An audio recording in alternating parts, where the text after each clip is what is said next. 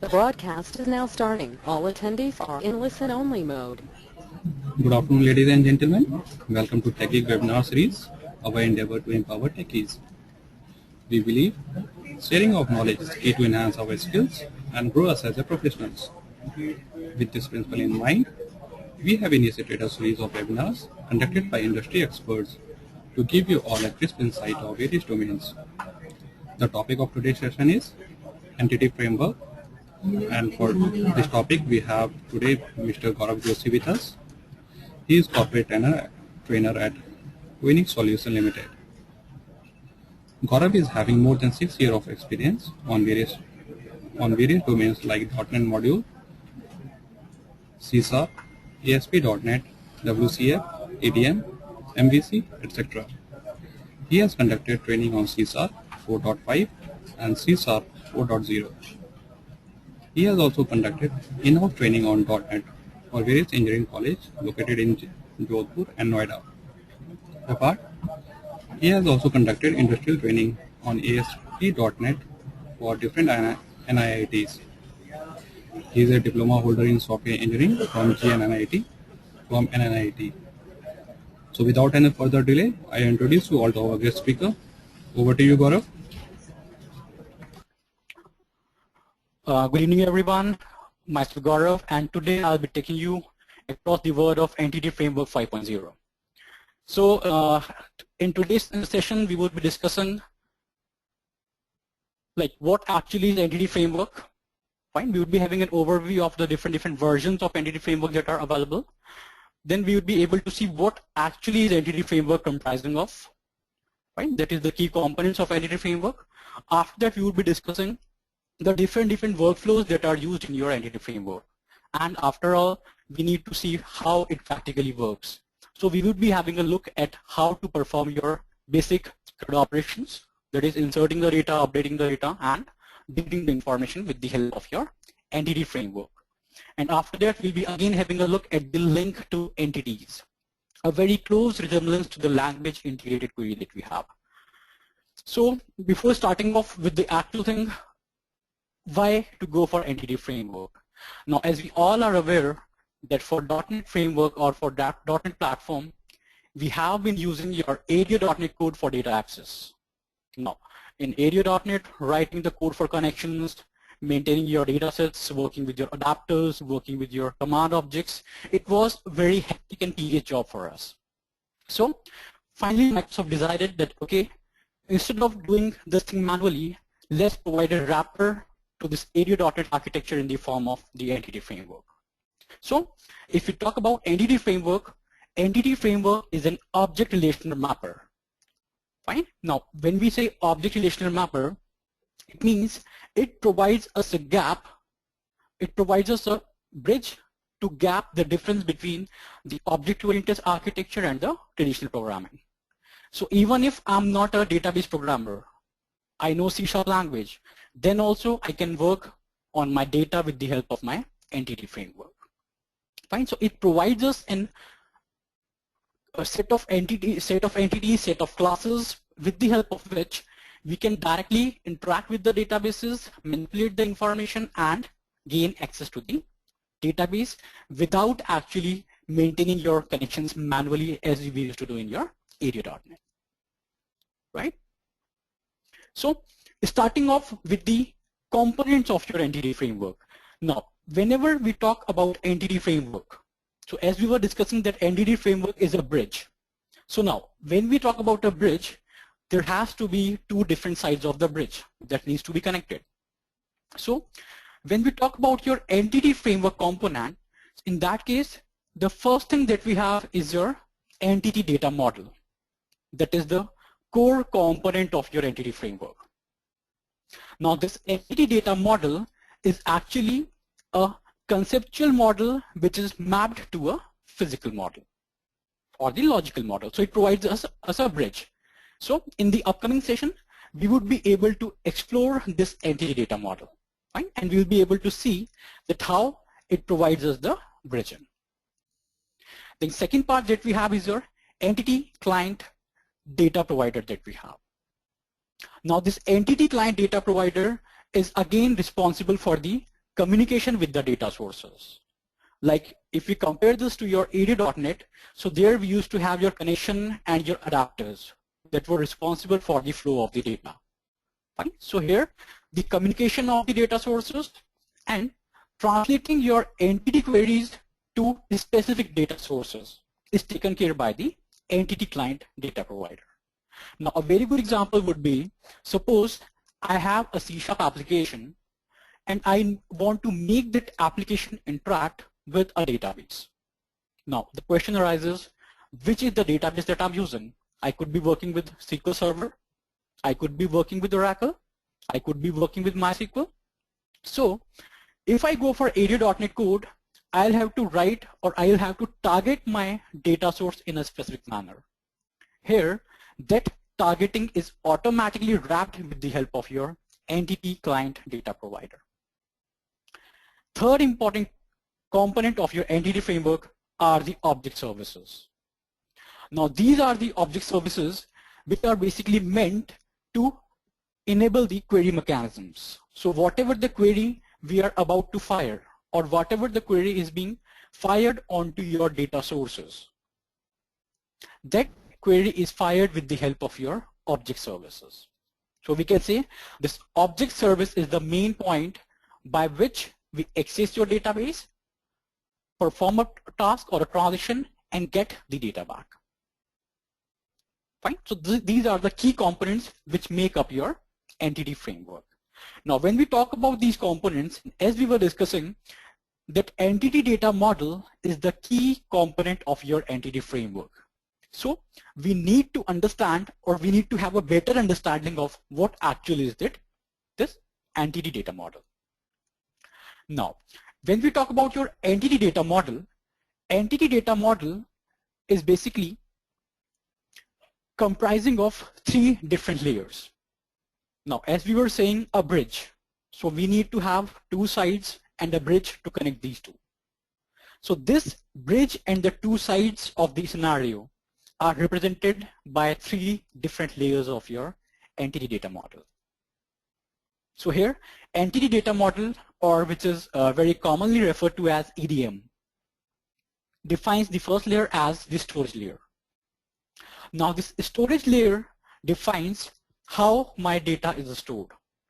So this is actually the layer which defines the database tables. Fine. So it defines what are the tables that are available in the database, what are the procedures, what is the relationship between the tables, what are the views that we are using. So the complete set of definitions from the database is defined with the help of your storage layer. Second layer that we have is the conceptual layer. Now, this conceptual layer is meant for the developers. It means here we are talking about the classes, the entities, and the relationships. So when we talk about the conceptual model, this represents the classes that are specific to the programming environment that we are using. Now, this conceptual layer by default does not have any kind of mapping with the database.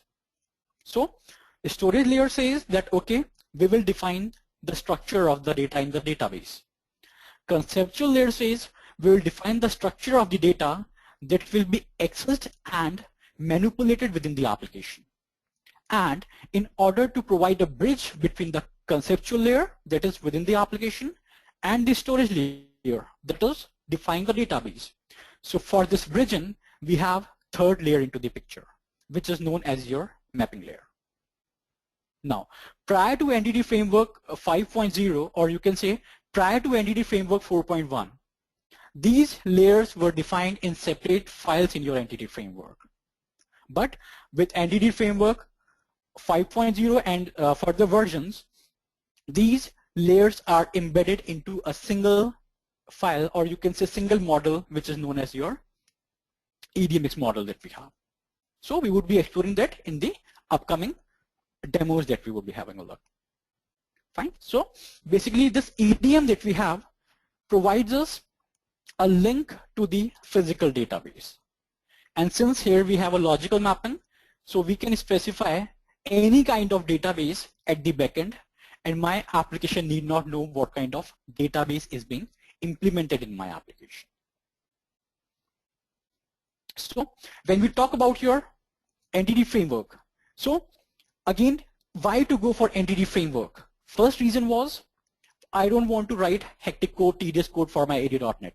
I don't want to manage my connections manually. I don't want to work with my adapters and datasets. Fine, I don't want to do it manually. So the wrapper was provided to us. There is one more important reason for using your entity framework, and this reason is defined with the help of your workflow. So now, when we talk about these workflows define in what scenario can my entity framework be implemented. So the first workflow that we have is your model first. Now when we talk about a model first approach, in model first approach, what happens is I do not have a database in hand for the time being, and I do not have a structure of my data available at present. Now I need to have a visual designer in which I can create my domain class. I can have a look of the entity that I want to create that should be a part of my database.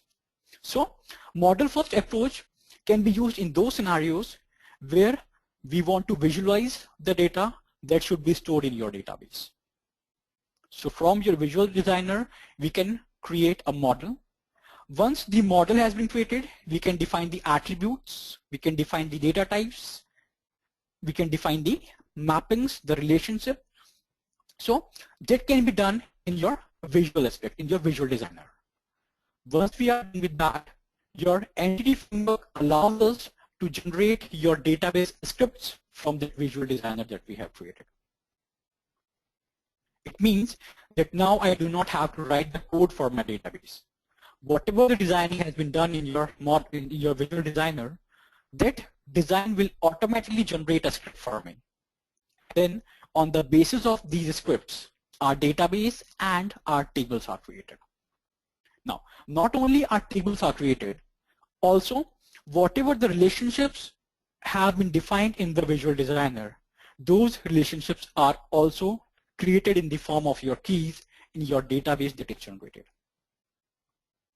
So in case I do not have a database and I do not have a class or a structure on which I can generate my table, I can go for a model first approach. Second scenario that we have is the second workflow that says code first approach. As the name is self-describing, in case I have an existing class, or if I feel I'm comfortable with writing the code to define the layout or the structure of my data, in that case I can opt for a code first model. In code first model, first of all I need to define my class, the structure and the mappings that I want to have in my database. So unlike your model first approach, here I will not be having any kind of visual designer. Instead, I'll be writing my programming logic or programming code to define the behavior of the class. Once the class has been created, then we need to write a custom logic with the help of which I would be generating a database. I would be defining which tables to generate on the basis of my classes that I have created, and what table mapping should be used or implemented in your database.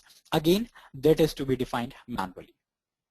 So if you feel that you are compatible with the code or you are comfortable with the code, at that point of time you can also opt for your code first approach.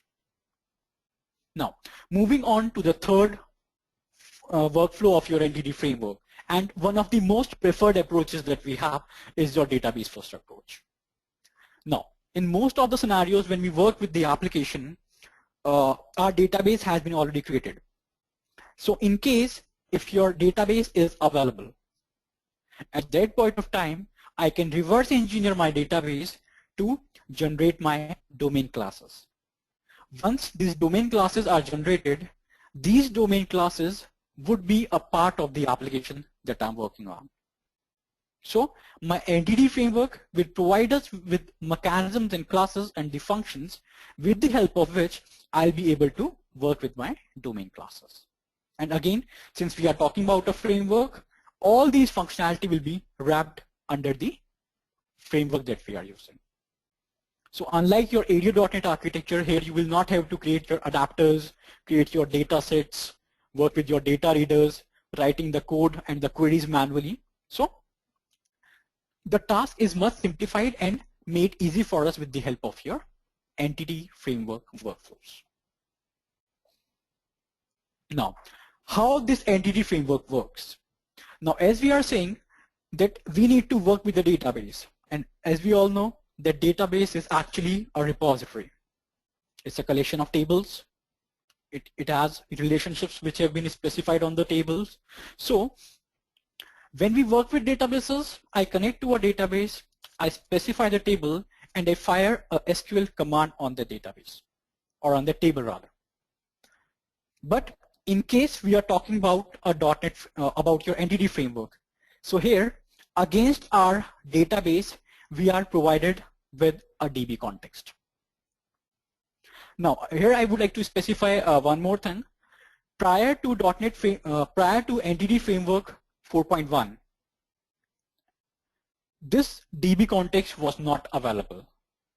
Before this DBContext, we were having your object context. So this is, you can see a slight change in your Entity Framework 5, that here we have DBContext that is available. Now this DBContext class that we have behaves like an actual context which provides us with the data sources, which provides us with the models, and which provides us with the mechanisms by which I can interact with my data, I can manipulate my data, and I can retrieve my data. So as we can have a look in the diagram also, here at one side we have your database. Now whatever the implementation of the database is there, my database can be a SQL database, it can be an Oracle database, it can be your MySQL database, whatever the kind of database is being implemented in the organization. That database implementation is absorbed by my DBContext. So you can say this DBContext behaves like a wrapper for my database. Now once the database is hidden from my application, this DBContext provides us with the entity sets, the queries, the persistent mechanism, the relationships, the caching. So every task that we can think of as performing onto a database with the help of ADO.NET, this task or those list of tasks is wrapped with the help of your DBContext. Now this DBContext is the key role player in working with your code first, database first, or model first approach.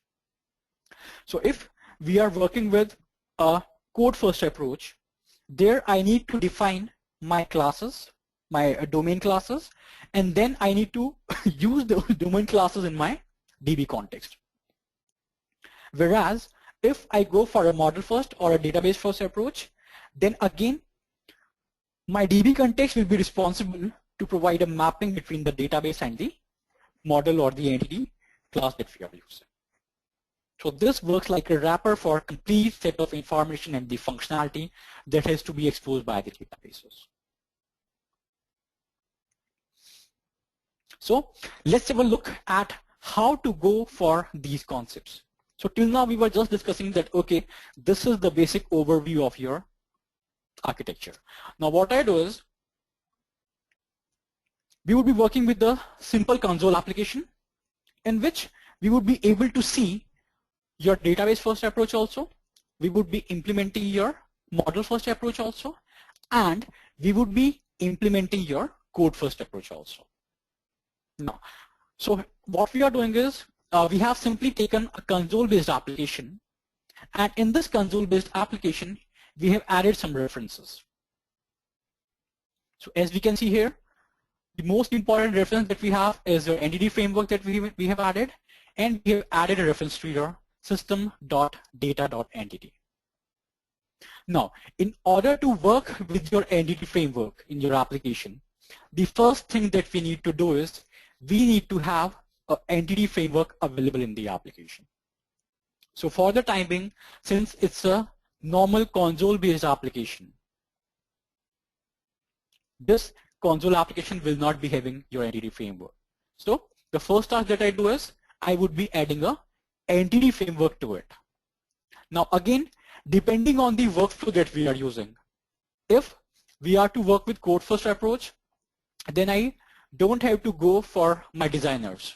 I can directly work with the classes. But if you want to go for your model first approach, and if you want to go for your database first approach, then we need to add an entity framework to the application. So what I do is, I'll just right click on my project, go to add option, and here I'll be adding a new item. Now when we say new item, here you can see an option as AD.NET Entity Data Model. Now this option will be available to you only if you have your entity framework, or you can say your package for entity framework is available in your Visual Studio. In case it is not available, so at that point of time, you need to go to your NuGet packages. From here you will have to search for your entity framework.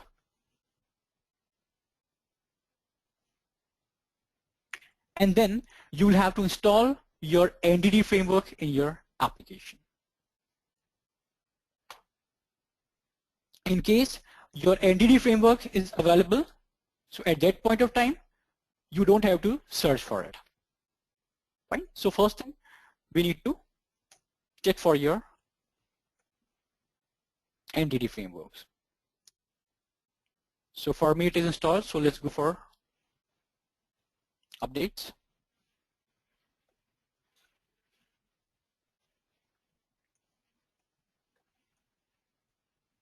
So in case update is available, it will list your update. In case not, so it won't be required. Okay? So you will have to install your packages to it.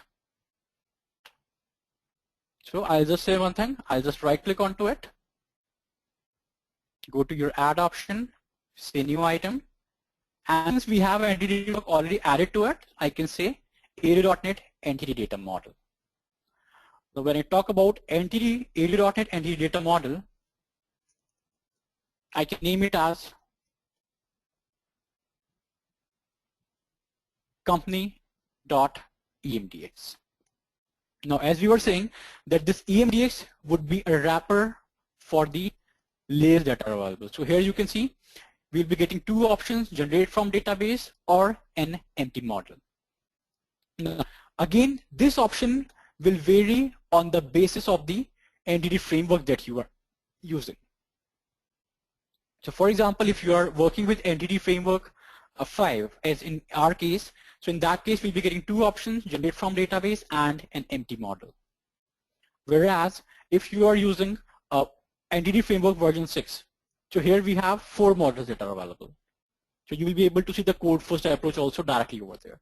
So for the time being, I'll say generate from database. It means I have an existing database that is available. So for the time being, I'm making use of my database first approach. So I say generate from database, I go to next. Now here I need to specify my data source, or you can say the name of the server where my data will be available. So I can go to my new connection. So again, if you have a look at this wizard, this is very much same as we used to have in your AD.NET architecture.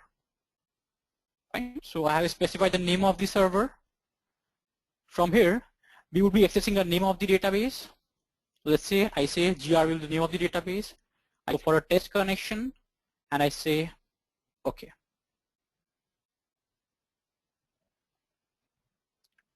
Now as we can see, the connection string that we have, it has been generated for us.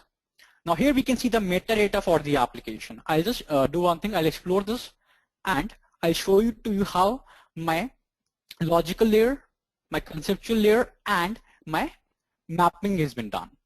So this connection string has been defined and inside the metadata we would be getting those options like we were discussing about the layers. Now here as you can see the name of the database was GRV, so it says it will add a connection string into my app.config file as grb.entities. I say, okay, I want that connection string. So I say next.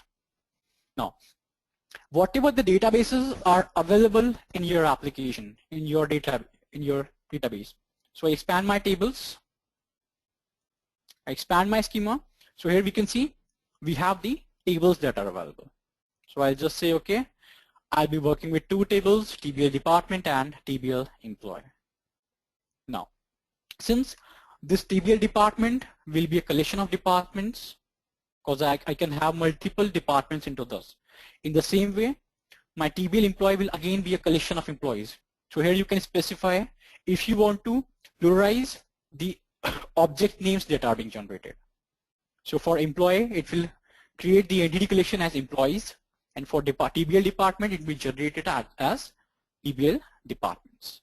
So I say okay and finish. Now the moment we have added or we have connected to the database, at this point of time happens is your designer will generate the model for TBL department and TBL employee in your application. So here we'll be able to see how your designer is working. So once it has added the file to, once it has added the entity model to your application, it will open your models in your designer window. So as we can see here, we had specified two tables. So now both of the tables have been added to your application.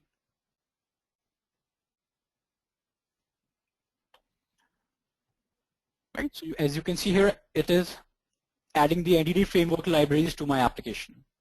So it will just take a short span of time to add all the libraries to my application.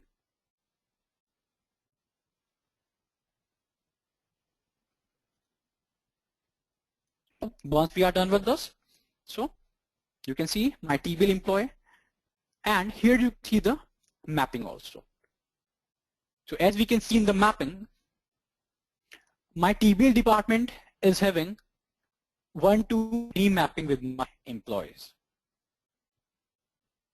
It means that one department can have many instances of your TBL employee, and it's a very common behavior.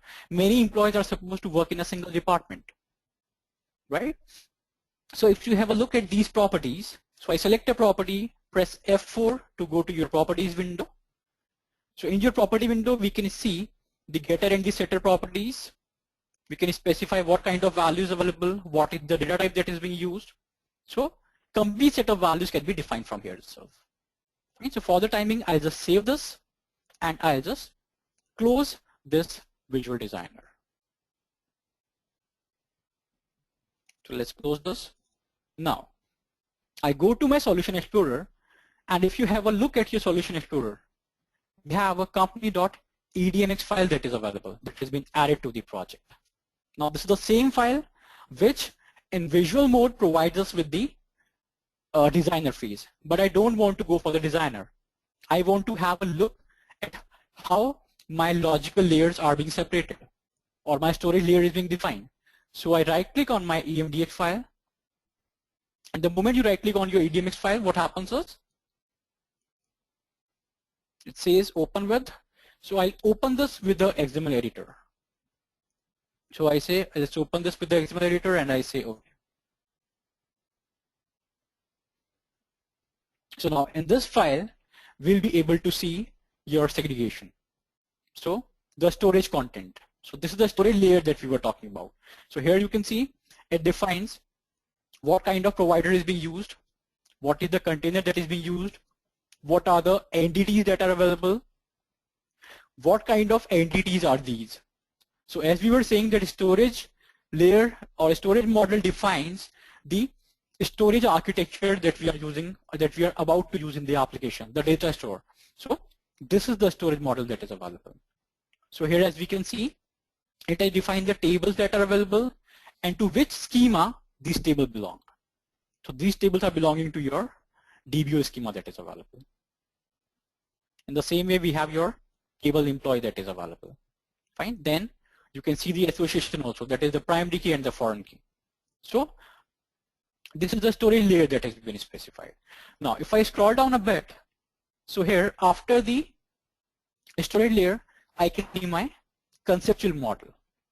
So now this conceptual model will be talking to the entities that would be there in my application.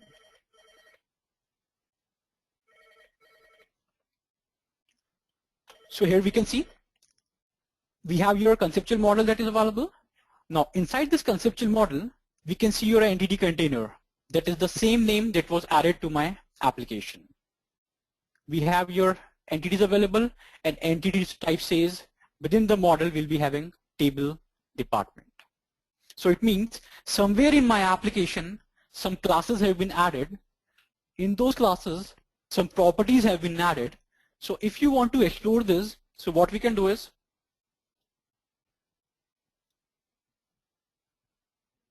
in the solution explorer we can just explore the EDMX file that has been added to the project. So this EDMX file will be having the complete set of information. So it would be having the information about the classes also.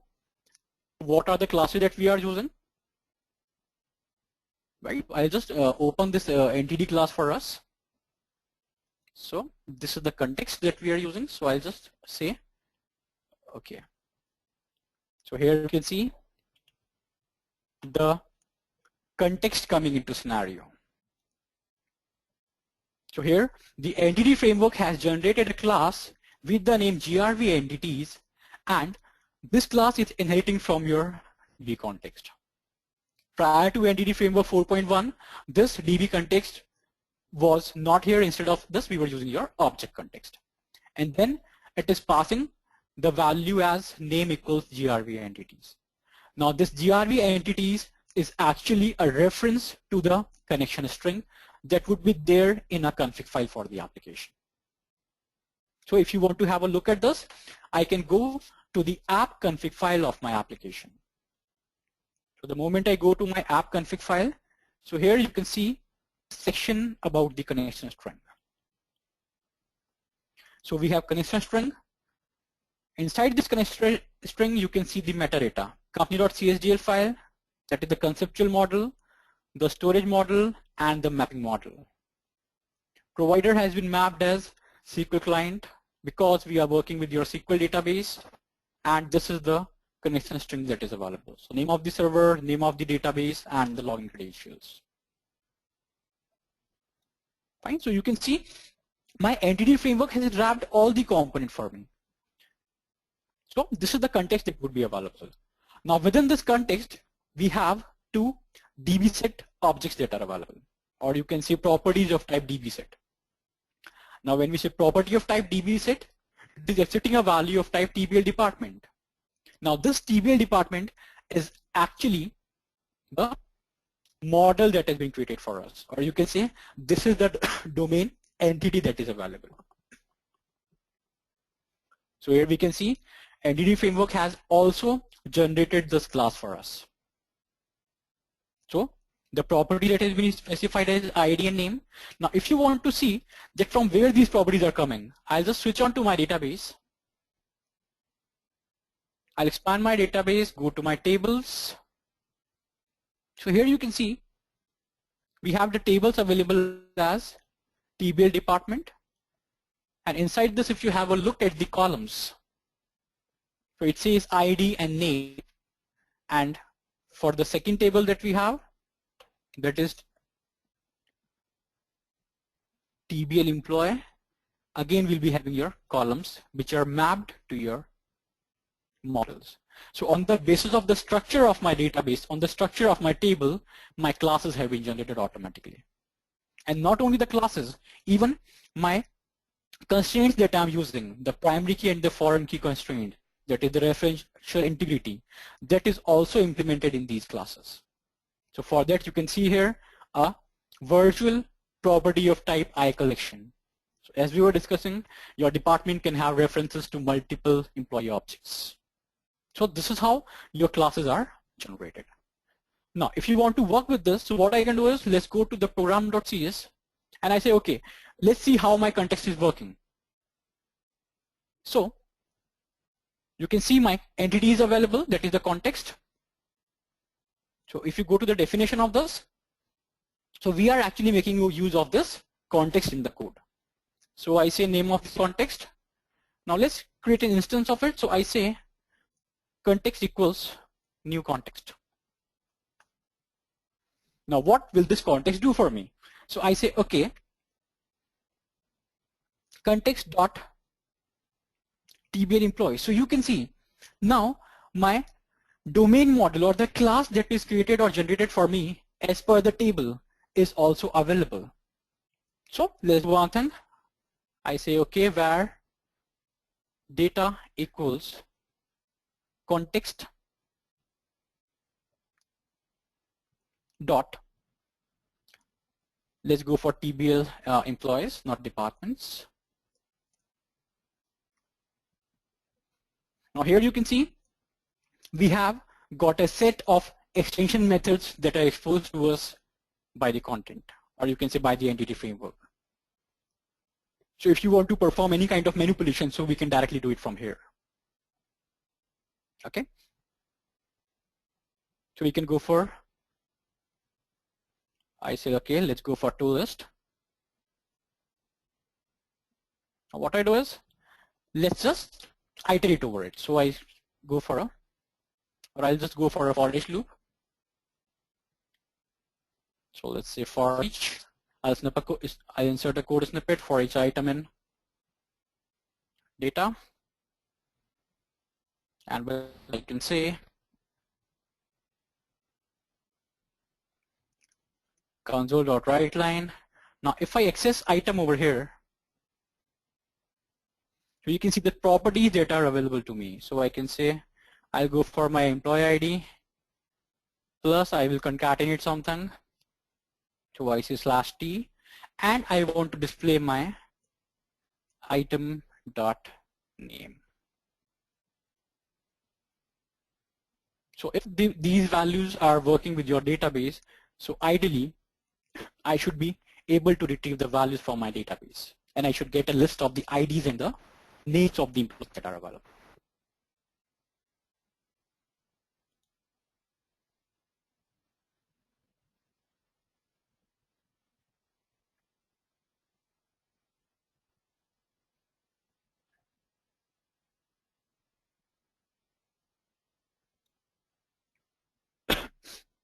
So the build is started.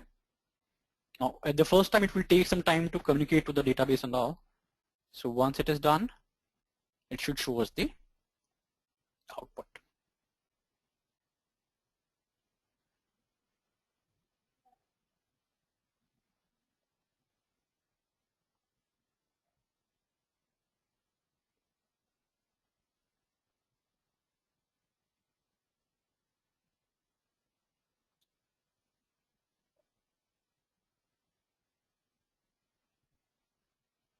So let's see if it was able to connect to the database. So yes, you can see the values. So we have the IDs that are available and we have the names that are available. So I did not write any select command. I did not go for any of the adapters. I did not give for any of the data sets, and still my data is accessible. And so if you want to have a look at your data in your TBL employee, just to verify whether we have the same set of values or not, so that can also be done.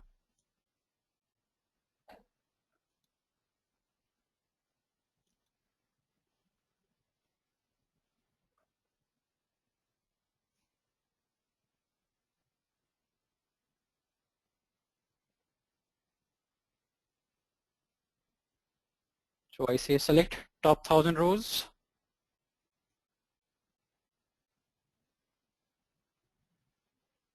So we should be able to see the same set of values that are available.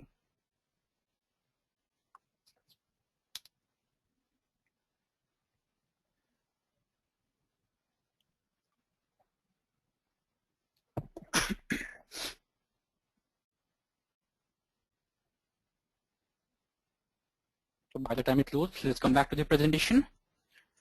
So simple concept, how to work with your database first approach, and same can be done with the help of your code first approach also. So It's taking a bit time.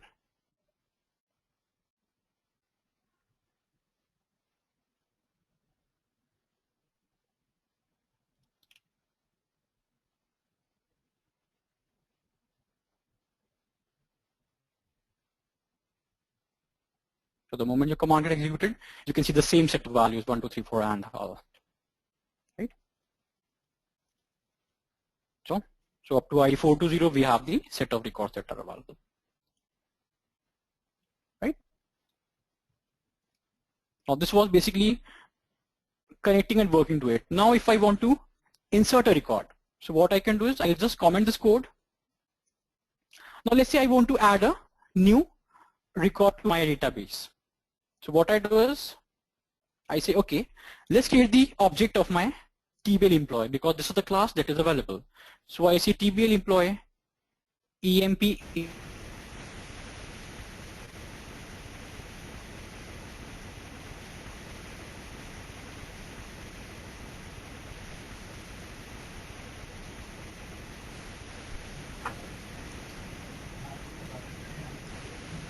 Hi Gaurav, can you hear?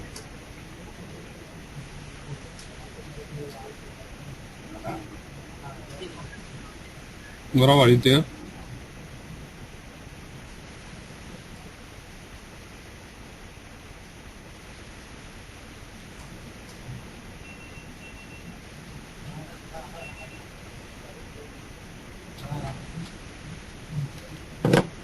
I think we are encountering some technical issue. We are just trying to resolve it. I request all our participants to be on hold position.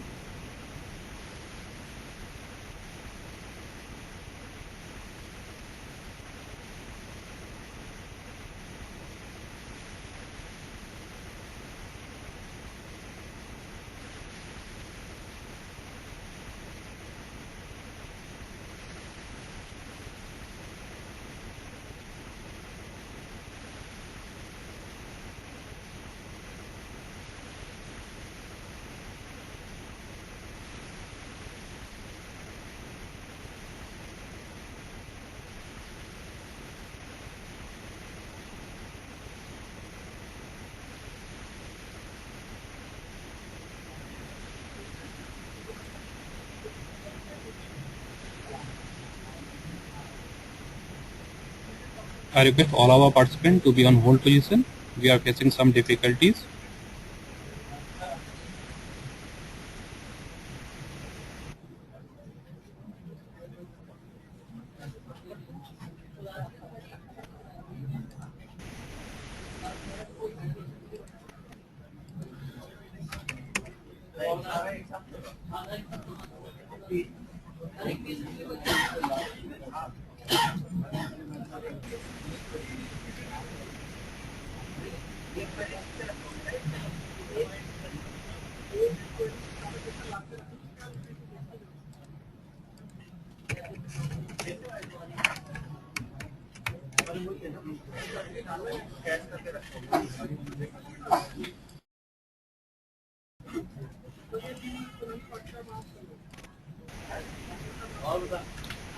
Gaurav, if you can hear us, please switch over to the telephone mode.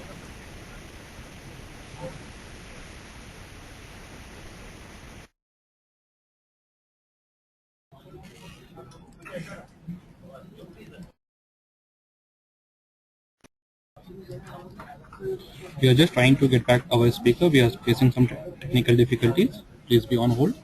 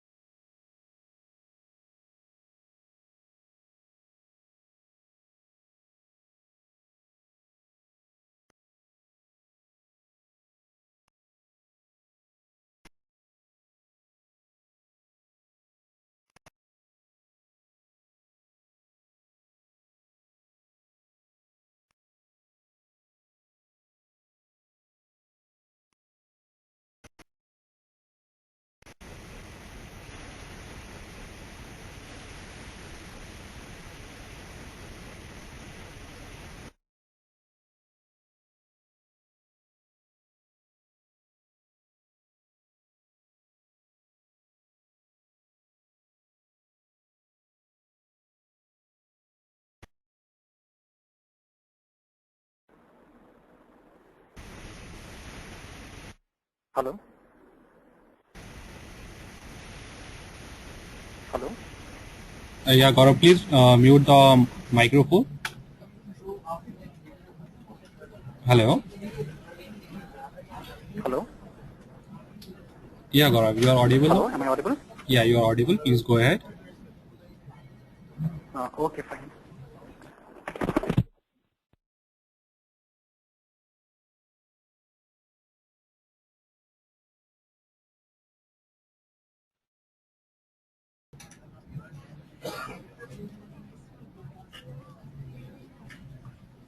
Gaurav, are you there?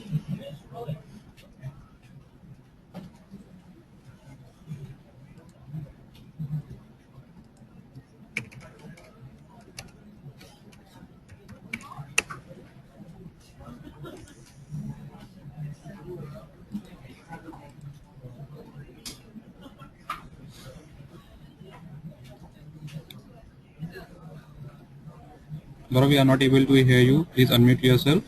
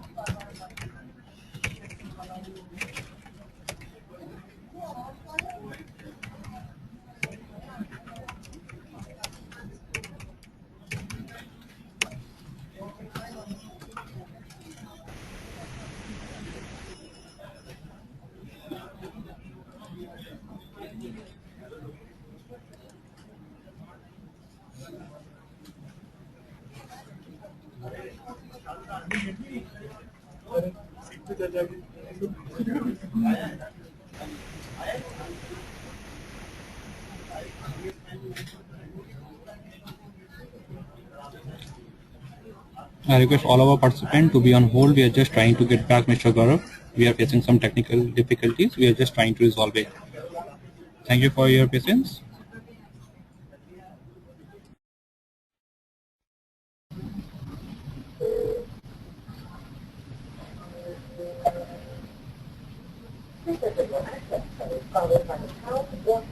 Hey, Gaurav.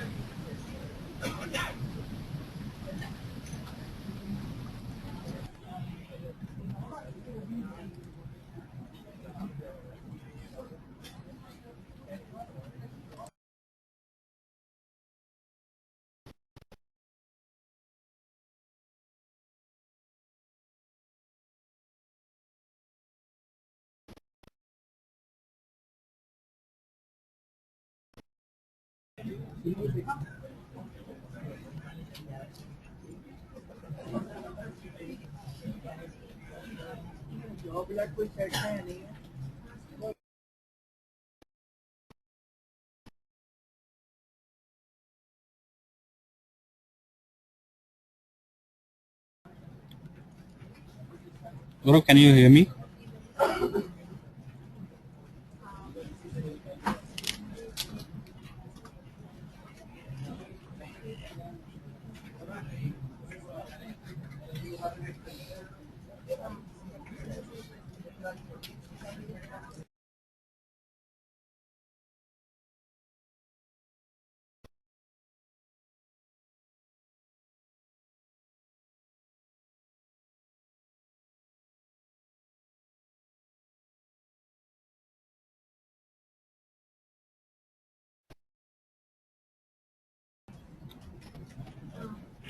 Hi, Gaurav, can you hear me?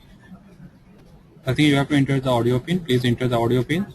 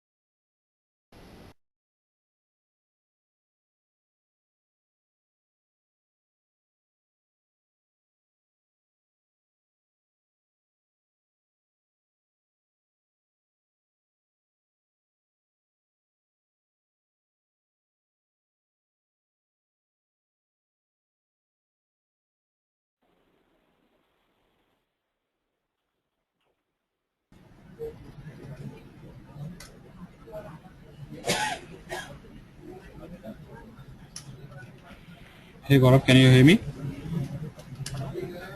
Yeah, Gaurav, you are audible. Yeah, I can hear you now. Yeah, please go ahead, Gaurav. There is a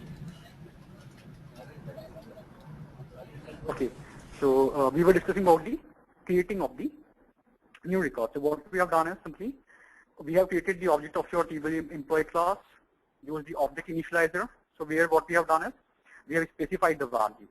So we have specified the values for name, city, gender, and let's say department ID that we have. What we can do is now I need to add this object to my context. So I can say context dot. Now to which entity I want to add it, I say table employees. And here I can say add. And to this add method, you can pass your PMP object. Now when you add this object, this addition is only confined up to the inline object that is available. So in order to process this, we have to say context dot save changes. So once we are done with this, so what we need to do is again, let's run this application and let's see if this record gets inserted or not.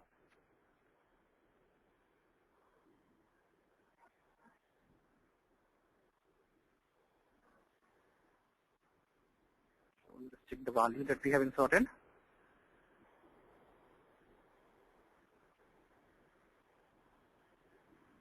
So in case if there is no violation of the primary key, so in that case what will happen is we'll be able to see the output of this code.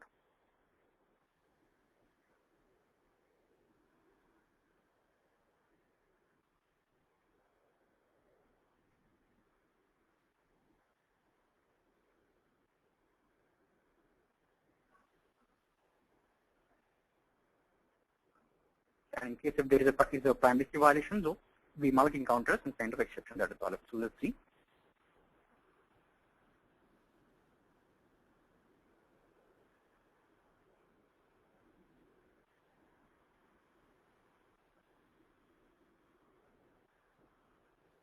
Okay.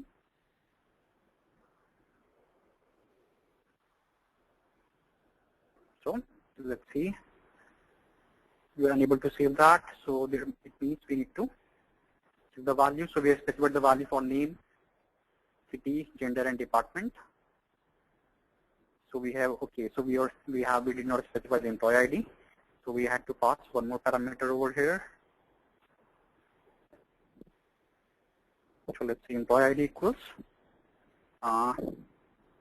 let's say 400. And let's again run this.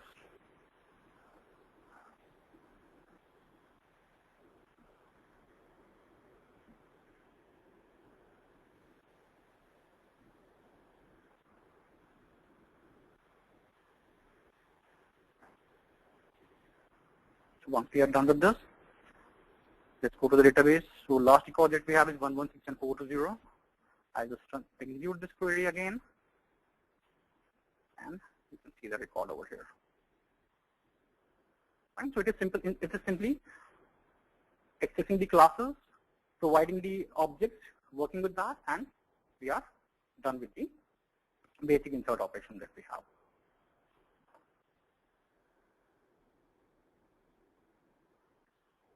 In the same way, we can go for your link to entities also.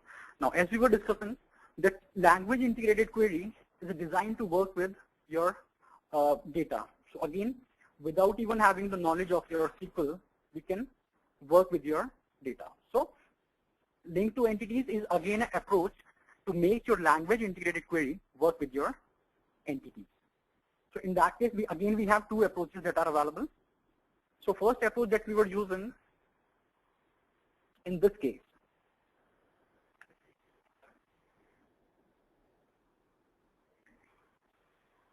this approach that we were using is known as expression, or you can say extension method that we have. So I just comment this code to insert the record. And second approach to do this is, if I comment this code, so here I can again do the same thing with the help of my link to entities. So where I'll have to write my object. So I can say where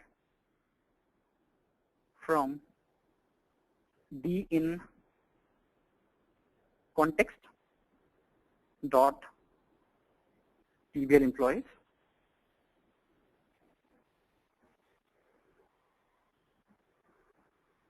Now, what do we want from the context? I say select the object D, right? And let's run this code. So what happens is now I am not making use of your extension method. Instead, I have written a LINQ query to work with your data. So again, in this case, what happens is, again, your language integrated query will work with your entity and you will be getting the same output for that. Right? So we can have both the options. Either we can go for your language integrated query or we can go for your extension method to work with your data that we have. Right? So this was the basic database first approach that we have. Now, if you want to work with your code first approach, so again, we can reverse engineer this code. Right? So for example, if we have this database that is available over here, and I want to create a new database, let's say I do not have a database with the name company. So what I do is I go to my application. I'll just comment this code for the time being.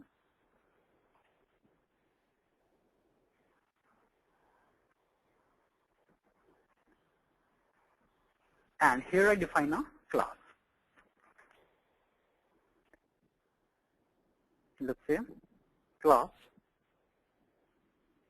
employee.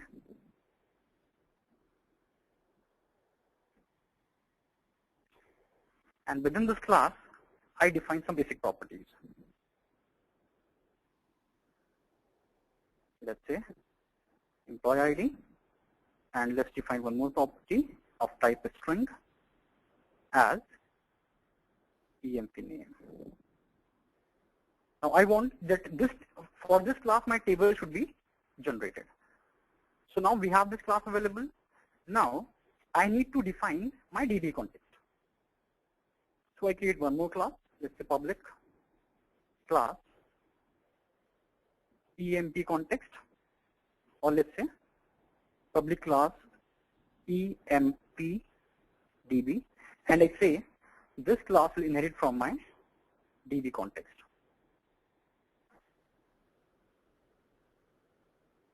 Okay, so we'll have to add a reference for, sorry.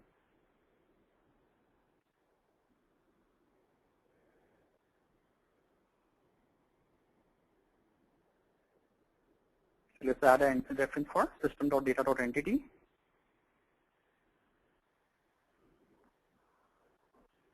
So now this is the class that has been created. Now what I do is, here I define a constructor of this class, and I say this constructor will accept, or if you want to go for the default constructor, that can also be done. So here we can have two things. Either you can pass the name of the database or the name of the connection string as the parameter, or we can do it in a default mechanism also. So I just say, okay, let's add this public EMPDB. Now here I create a property of type DB set, and I say this DB set will be working with my, let's say, employee class.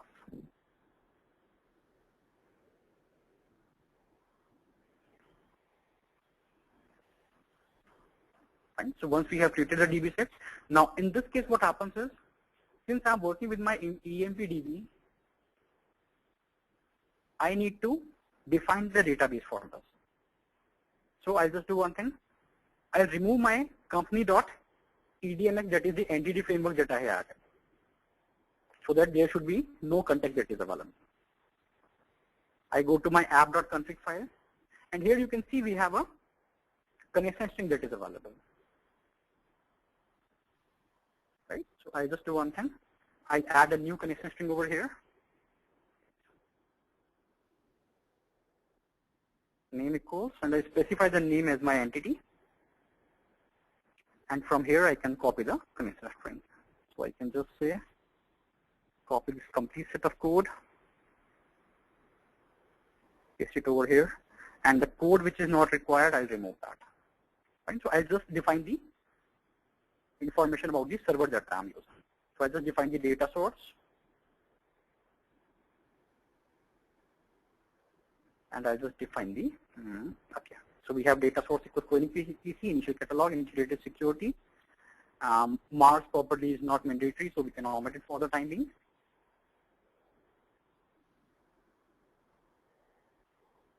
So we are done with this, and we have to specify the provider name also. The provider will be what kind of client you want. So we can go for your SQL client also, so that can be done. So instead of entity client, I say, okay, I'll go for my SQL client. So we have configured this property over here in your app.config file. Now I go to your program.cs. Now here's the DBContext, and here we have a DB set that is available. Now this EMPDB will itself behave like a context for us. So I go to your main function, and I say EMPDB. Now you can see I'm using it just like a normal context. Equals new EMPDB context dot employee dot add. Now here what I do is I'll directly pass an anonymous object, so I can say new employee, and I'll just pass on some values. Let's say employee name equals ABC. And let me just check the connection string once. So, and I'll change the name of the catalog to EMPLOYEE. So it means it should look for a employee database, and if it is not available, it should directly execute this. So let's run this.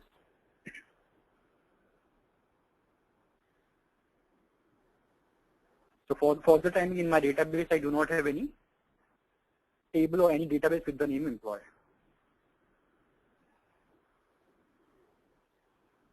Let's see if this works.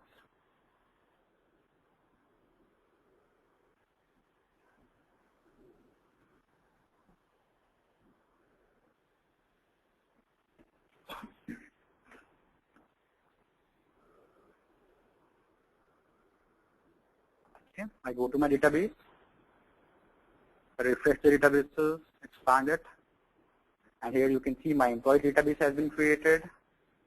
My table has been created as employees, and if I execute a select command onto this, okay, so you can see my employee ID has been created and my EMP name has been created. I did not call my content.saveChanges method, so that is the reason why I did not get the value over here. Right? So you can say I'm using my code source approach in this case. So we can work with this also. Fine. So LINQ we have already seen. So that was the demonstration. So finally, moving on to the queries.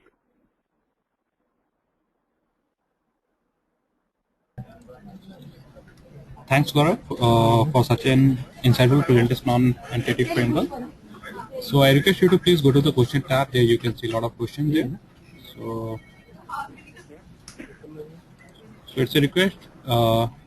Before taking any question, please read out that question so that all our participants can get the commendable insight. Okay, so here we have a question like, how do we work with multiple connector strings? So just like I showed it to you, like in your app.config file, we can have your multiple set of connection strings. So at that point of time, if you go to your application, so in your application, you have an option of parameterized constructor. Now in case if you want to specify that, okay, I will provide my own connection string and accordingly my database should work. So in that case, what we can do is, I can define a parameterized constructor in my code. So I can say EMPDB. Inside this, I can define name equals, so whatever value you want to specify, that can be done.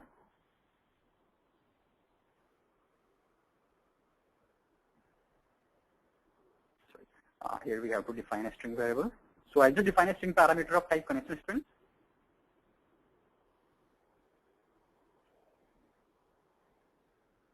And I say this value should be passed on to my base. Now base is the pairing class, that is the DB context. So I say this const star should be passed to my base.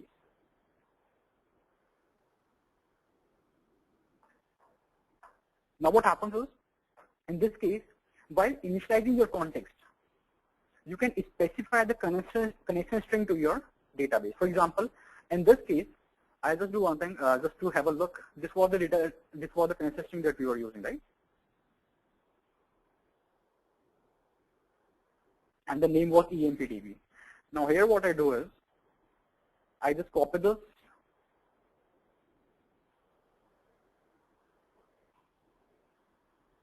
and I paste it over here.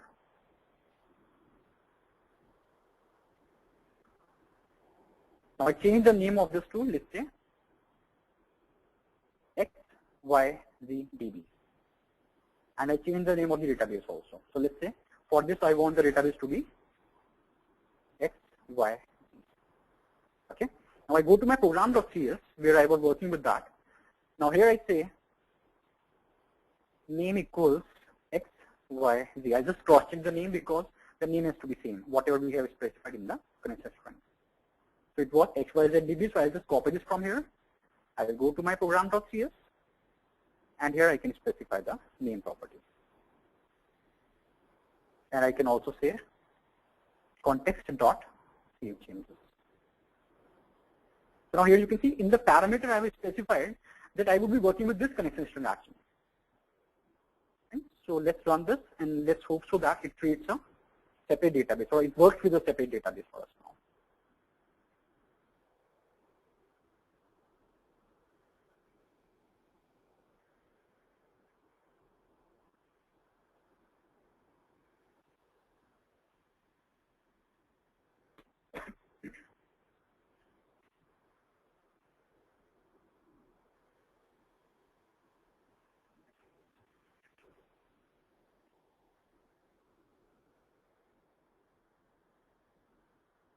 Okay, so we are done. So I go back to my SQL. I again refresh my databases. So you can see here HYZ database has been created, my table employee has been created, and if I look at the data of this, so I should be able to see my record also, because this time I have called my save changes method also. So here you can see this is how we can work with multiple connection strings. Fine. So I hope this answers your question. So let's move on to the next question that we have. One more question that we have is, which is the best method we need to go with LINQ to entity or with entity model? The best option that we have is again depending on what kind of person is actually working with the code. If you feel that you are compatible with SQL queries, you know queries very well, so in that case you can go for your LINQ to entities also. Right? If you feel you don't want to work with your queries, so in that case, you can directly go for your extension method. So that would be a better option. Okay.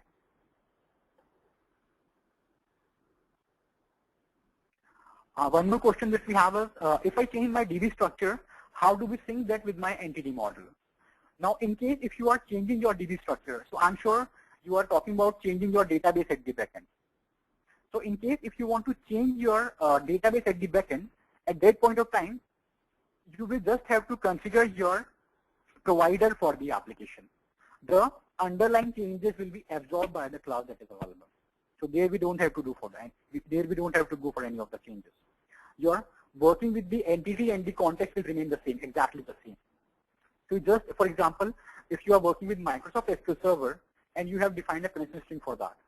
Now at a later point of time, I feel that I need to change from my SQL Server to my Oracle. So at that point of time, I will just have to configure my provider for Oracle instead of my SQL. Otherwise, the rest of the concept will remain the same.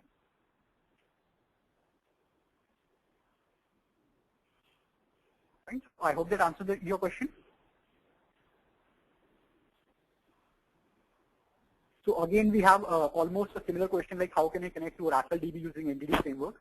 So as we have discussed just now, that again you need to just configure the provider for that. The context remains the same even for your Oracle DB. So there you won't be having any kind of change.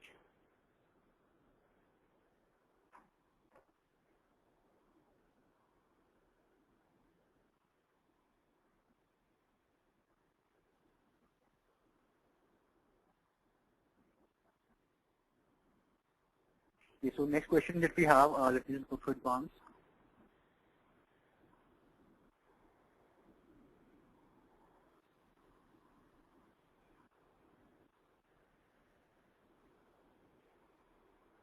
Okay, we have one more question: how to write complex SQL queries? Complex SQL queries in entity framework. Does EF support SQL queries? If no, then what is the alternative to it? So in that case, I would like to tell you that yes, EF does support your SQL queries. But when we talk about your SQL queries and you are talking about complex SQL queries, at that point of time, I'm sure you would be talking about SQL joins. So instead of going for complex queries, we have your extension method, and your LINQ to SQL and your extension method does support your joins and complex queries. So instead of writing a complex join logic or complex aggregate logic for your query, the same thing can be done with your entity framework and the LINQ also. So there we don't have to go for your SQL queries.